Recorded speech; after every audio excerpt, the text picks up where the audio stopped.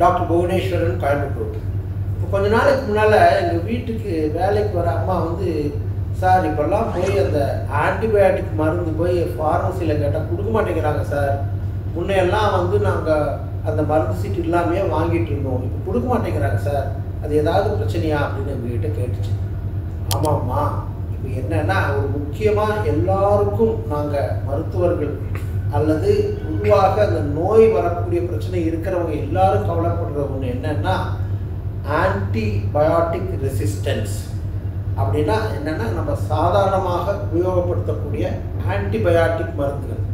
Antibiotic மருந்துகள்னால் அது சின்ன ஒரு விஷயம். எப்படின்னா பொதுவாக இந்த பாக்டீரியாஸ் அவற்றை கொல்லக்கூடிய ஒரு மருந்துகள். இந்த மருந்துகள் வந்து நமக்கு பல காலத்தில் முக்கியமாக முதல்ல வந்த ஆன்டிபயோட்டிக் பெனிசிலின், அதற்கு பிறகு இப்போ பலவிதமான மருந்துகள் வந்துடுச்சு.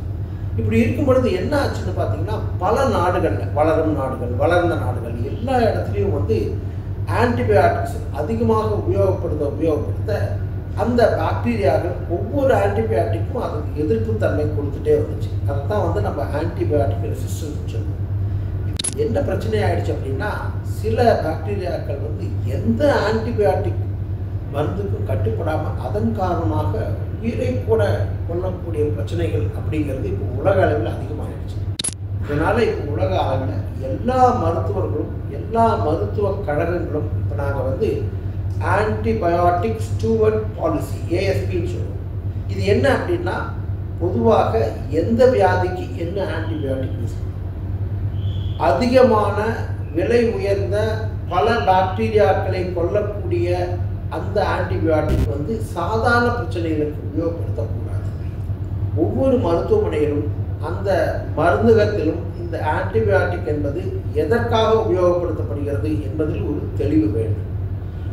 சில சமயம் பார்த்தீங்கன்னா சில ஆன்டிபயோட்டிக் வந்து ஒரு வியாதிக்கு மாத்திரம் இருக்கும், சில சமயம் பார்த்தீங்கன்னா ஒரு ஆன்டிபயோட்டிக் பல வியாதிகளுக்கு.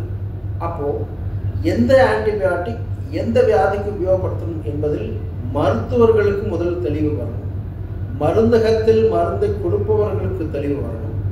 முக்கியமாக பெரிய மருத்துவமனைகளில் இதை ஒரு கொள்கையாக, அதாவது ஆன்டிபயோட்டிக் பாலிசி என்பதை கொள்கையாக கொள்ள வேண்டும். இப்படி இருந்தால் தான் எதிர்காலத்தில் வந்து நமக்கு ஒரு கட்டத்தில் வந்து இந்த வியாதிக்கு இந்த பாக்டீரியாவுக்கு மருந்தே இல்லை அப்படின்னு ஒரு பிரச்சனை வராமல் தடுக்க வேண்டும் என்றால் நாம் தற்போது உபயோகப்படுத்தும் ஆன்டிபயோட்டிக்ஸ் ரொம்ப சரியான முறையில் உபயோகப்படுத்தணும் அப்படிங்கிறது தான் நம்ம தெரிஞ்சுக்கணும். அதனால் நான் அந்த பொண்ணுகிட்ட சொன்னேன், கண்டிப்பாக மருந்து சீட்டு வாங்கிட்டு போய் வாங்கம்மா. மருத்துவர்களும் அதிக ப்ராட் ஸ்பெக்ட்ரம் ஆன்டிபயோட்டிக் என்று சொல்லக்கூடிய பல கிருமிகளை கொள்ளக்கூடிய ஆன்டிபயோட்டிக்களை மிக மிக சரியான முறையில் உபயோகப்படுத்த வேண்டும் என்பதை சொல்லிக்கொண்டு இது ஒரு விழிப்புணர்வு அப்படின்னு தெரிஞ்சுக்கோங்க. வணக்கம்.